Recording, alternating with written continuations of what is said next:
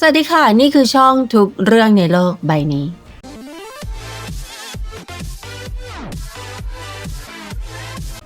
หลังจากสงครามโลกครั้งที่2สิ้นสุดลงสงครามเย็นได้เริ่มต้นขึ้นโดยมีสหรัฐอเมริกาและสหภาพโซเวียตเป็นศูนย์กลางนำไปสู่การแข่งขันด้านอาวุธระหว่างทั้งสองประเทศ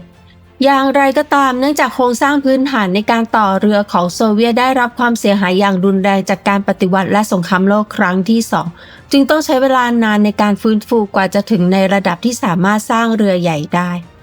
ด้วยเหตุนี้เองโซเวียตจึงใช้กลยุทธ์แบบอสมมาตรในการใช้เรือดำน้ำและขีปนาวุธในการตอบโต้กองเรือบรรทุกเครื่องบินของสหรัฐเป็นยุทธศาสตร์การป้องกันแบบจำกัด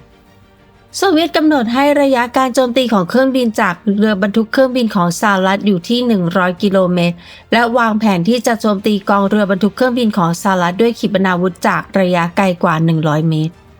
ตามแผนยุทธการที่มีชื่อว่ายูโรการโจมตีจะเริ่มด้วยเครื่องบินทิ้งระเบิดพิสัยไกลและเครื่องบินรบประมาณ200 ลำยิงขีปนาวุธต่อต้านเรือประมาณ600 ลูกตามด้วยการโจมตีครั้งที่2ด้วยขีปนาวุธพิสัยไกลพิเศษ120 ลูกจากเรือดำน้ำและการโจมตีครั้งที่3ด้วยเรือพิฆาตติดขีปนาวุธเรือรบและเรือดำน้ำหากการโจมตีทั้งหมดนี้ล้มเหลวแผนสุดท้ายก็คือการใช้ตอร์ปิโดนิวเคลียร์จากเรือดำน้ำที่ยังไม่ได้เข้าร่วมในการรบเพื่อต่อกรกับยุทธศาสตร์ของโซเวียตเรือพิฆาตอีจิสจึงถูกพัฒนาขึ้นก่อนที่ระบบอีจิสจะถูกพัฒนาในทศวรรษ 1950 กองทัพเรือสหรัฐได้วางแผนป้องกันกองเรือบรรทุกเครื่องบินจากขีปนาวุธด้วยการพัฒนาเครื่องบินขับไล่ป้องกันภัยทางอากาศประจำกองเรือภัยคุกคามที่กองเรือสหรัฐกังวลมากที่สุดในขณะนั้นก็คือขีปนาวุธต่อต้านเรือติดหัวลบนิวเคลียร์เนื่องจากขีปนาวุธต่อต้านเรือมักบินด้วยความเร็วมากกว่า2 มัคจึงมีเวลาตอบโต้สั้นแม้จะตรวจจับได้แต่เนิ่นๆกล่าวคือหากตรวจพบขีปนาวุธที่เข้ามาด้วยความเร็ว2 มัคที่ระยะ160 กิโลเมตรโดยทั่วไปจะมีเวลาตอบโต้เพียง4 นาทีซึ่งเครื่องบินขับไล่จะต้องบินขึ้นและยิงขีปนาวุธใส่เครื่องบินทิ้งระเบิดของโซเวียตที่กำลังจะเข้ามาให้ทันเวลาเพื่อรับมือกับปัญหานี้กองทัพเรือสหรัฐจึงพัฒนาแนวคิดเครื่องบินขับไล่ป้องกันทางอากาศที่สามารถบินลาดตระเวนได้ไกลกว่า200 กิโลเมตรจากกองเรือบรรทุกเครื่องบินและสามารถสกัดกั้นศัตรูด้วยขีปนาวุธพิสัยไกลได้การมอบภารกิจป้องกันภัยทางอากาศให้กับเครื่องบินสมรรถนะสูงที่มีเวลาบินน้อยและใช้เชื้อเพลิงมากเช่น F4 Phantom 2 ที่มีอยู่ในขณะนั้นจะต้องใช้เครื่องบินประจำเรือจำนวนมากเพื่อผลัดเปลี่ยนกันบินนอกจากนี้เนื่องจากโลกมีลักษณะกลมการตรวจจับในระยะไกลกว่า160 กิโลเมตรจำเป็นจะต้องใช้เรดาร์ที่มีความสูงมากกว่า 1.6 กิโลเมตรกองทัพเรือสหรัฐจึงสรุปว่าเครื่องบินขับไล่ป้องกันภัยทางอากาศรุ่นใหม่จะต้องสามารถติดตั้งขีปนาวุธพิสัยไกลจำนวนมากมีเรดาร์ประสิทธิภาพสูงสามารถปฏิบัติการที่ระดับความสูงมากและมีเวลาบินได้นานได้เครื่องบินรบใหม่ที่พัฒนาภายใต้แนวคิดนี้ก็คือ Missile Carrier หรือเรียกสั้นๆว่า Missileer อย่างไรก็ตาม Missileer มีข้อเสียเนื่องจากข้อกำหนดเฉพาะเพราะการติดตั้งขีปนาวุธจำนวนมากและเรดาร์สมรรถนะสูงที่มีน้ำหนักมากทำให้ไม่สามารถคาดหวังความคล่องตัวที่โดดเด่นหรือความสามารถในการรบระยะประชิดได้แต่แนวคิดเครื่องบินขับไล่ป้องกันภัยทางอากาศที่แตกต่างจากเครื่องบินรบทั่วไปนี้ได้ส่งผลกระทบอย่างมากต่อการออกแบบเครื่องบินรบนักบินที่ควบคุมเครื่องบินขับไล่ป้องกันภัยทางอากาศแบบใหม่นี้ต้องพึ่งพาเรดาร์อย่างสมบูรณ์เนื่องจากต้องตรวจจับศัตรูที่อยู่นอกระยะสายตานั่นหมายความว่านักบินต้องควบคุมการบินและใช้งานเรดาร์สมรรถนะสูงในเวลาเดียวกันซึ่งเป็นภาระมากเกินไปสำหรับนักบินดังนั้นในการออกแบบเครื่องบินขับไล่ป้องกันภัยทางอากาศจึงมีแนวคิดให้มีเจ้าหน้าที่สกัดกั้นด้วยเรดาร์แยกต่างหากทำหน้าที่ควบคุมเรดาร์อย่างเดียวนอกจากนี้ยังมีการพัฒนาแนวคิดการส่งข้อมูลภัยคุกคามที่ตรวจพบโดยเครื่องบินเตือนภัยล่วงหน้าไปยังเครื่องบินขับไล่ป้องกันภัยทางอากาศเพื่อทำการสกัดกั้น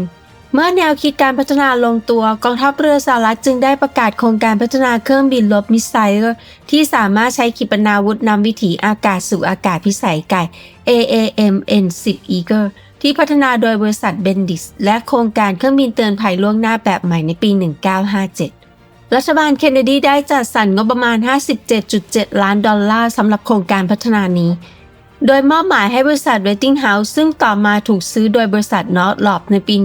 1996 พัฒนาเรดาร์ค้นหาพิสัยไกล ANAPQ-81 และบริษัทได้พัฒนาเครื่องบินเตือนภัยล่วงหน้า W2F Hawkeye ที่ติดตั้งเรดาร์เตือนภัยล่วงหน้า AN/APS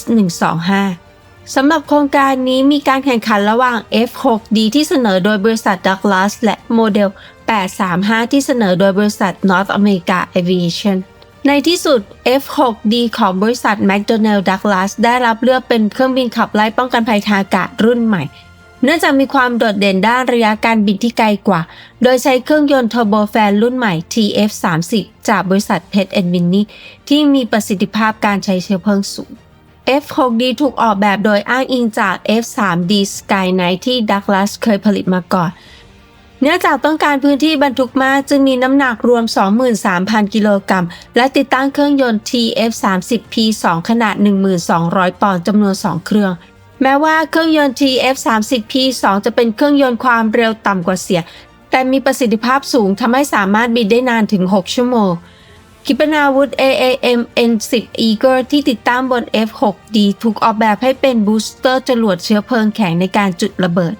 สามารถทำความเร็วได้ถึง 3.5 มาร์คจากนั้นจะบินในโหมดล่อนและเมื่อมอเตอร์จุดระเบิดอีกครั้งก่อนถึงเป้าหมายจะสามารถทำความเร็วได้สูงสุดถึง 4.5 มาร์คโดยมีพิสัยการยิงไกลสุด 260 กิโลเมตรในขั้นตอนสุดท้ายของการทำลายเรดาร์นำวิถีแบบ Active ANDPN-53 ที่ติดตั้งในตัวขีปนาวุธจะทำงานโดยโจมตีเป้าหมายอย่างแม่นยำเรดาร์ AN/APQ-81 ที่ติดตั้งบน F6D ซึ่งควบคุมขีปนาวุธเป็นเรดาร์แบบ Pulse Doppler สามารถตรวจจับวัตถุขนาดเครื่องบินทิ้งระเบิดได้ไกลถึง 190 กิโลเมตรและสามารถติดตามเป้าหมายได้พร้อมกัน 16 เป้าหมายและโจมตีได้ 8 เป้าหมายเนื่องจากระยะการตรวจจับของเรดาร์สูงสุดที่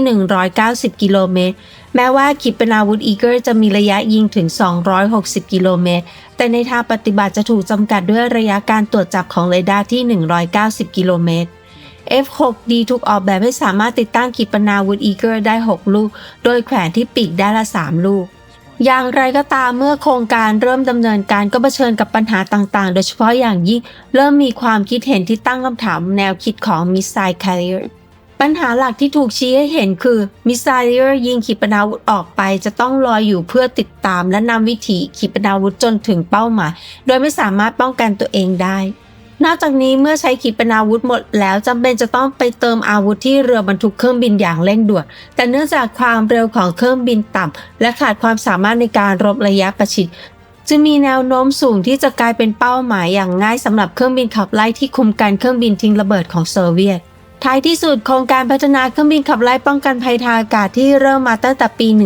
1959 ก็ถึงจุดเปลี่ยนในเดือนมกราคม 1961เมื่อแม็กนามาล่าอดีตรองประธานบริษัทฟอร์ดได้รับตำแหน่งรัฐมนตรีว่าการกระทรวงกลาโหมในฐานะผู้บริหารจากภาคเอกชนที่ให้ความสำคัญกับประสิทธิภาพด้านต้นทุนเขามองว่ามิสไซเออร์มีความสามารถในการโจมตีทางพื้นดินและทางทะเลเพียงเล็กน้อยและมีวัตถุประสงค์เดียวไม่สามารถผลิตในวงกว้างได้จึงมีประสิทธิภาพด้านต้นทุนต่ำและนำไปสู่การทบทวนโครงการพัฒนาด้วยปัญหาความอ่อนแอของแนวคิดและประเด็นเรื่องประสิทธิภาพด้านต้นทุนโครงการจึงถูกยกเลิกในเดือนธันวาคม 1961 อย่างไรก็ตามระบบอาวุธและเทคโนโลยีเรดาร์ที่พัฒนาขึ้นเพื่อโครงการนี้ได้ถูกนำไปใช้ในโครงการพัฒนาเครื่องบินสกัดกั้น YF-12 และมีส่วนสำคัญในการพัฒนาขีปนาวุธ AIM-54 Phoenix และเรดาร์ AN/AWG-9 ที่ติดตั้งใน F-14 Tomcatเครื่องยนต์ TF30 ยังถูกใช้ใน F111 และ F14 และกลายเป็นเครื่องยนต์เทอร์โบแฟนที่ใช้กันอย่างแพร่หลายในเครื่องบินรบไอพ่น W2F Hawkeye ซึ่งนำมาใช้สนับสนุนมิสไซเออร์ได้พัฒนาเป็นเครื่องบินเตือนภัยล่วงหน้า E2F Hawkeye ซึ่งยังคงใช้งานอยู่ในปัจจุบันแม้โครงการจะไม่ประสบความสำเร็จแต่แนวคิดและเทคโนโลยีที่พัฒนาขึ้นได้สืบทอดต่อมาและกลายเป็นรากฐานสำคัญในการพัฒนาเครื่องบินรบที่โดดเด่นของกองทัพเรือสหรัฐอย่าง F14 Tomcat และ FA-18 Super Hornet โดยขยายแนวคิดการป้องกันกองเรือไปสู่การควบคุมทางอากาศและท่านผู้ชมมีความคิดเห็นอย่างไรเกี่ยวกับโครงการนี้มีดีหรือไม่ดีเขียนคอมเมนต์มาบอกกันได้นะคะและฝากกดติดตามกดไลค์กดแชร์เขียนคอมเมนต์เพื่อเพิ่มการมองเห็นของช่องนะคะขอบคุณสำหรับการสนับสนุนช่องทุกช่องทางค่ะพบกันใหม่คลิปหน้านะคะสวัสดีค่ะ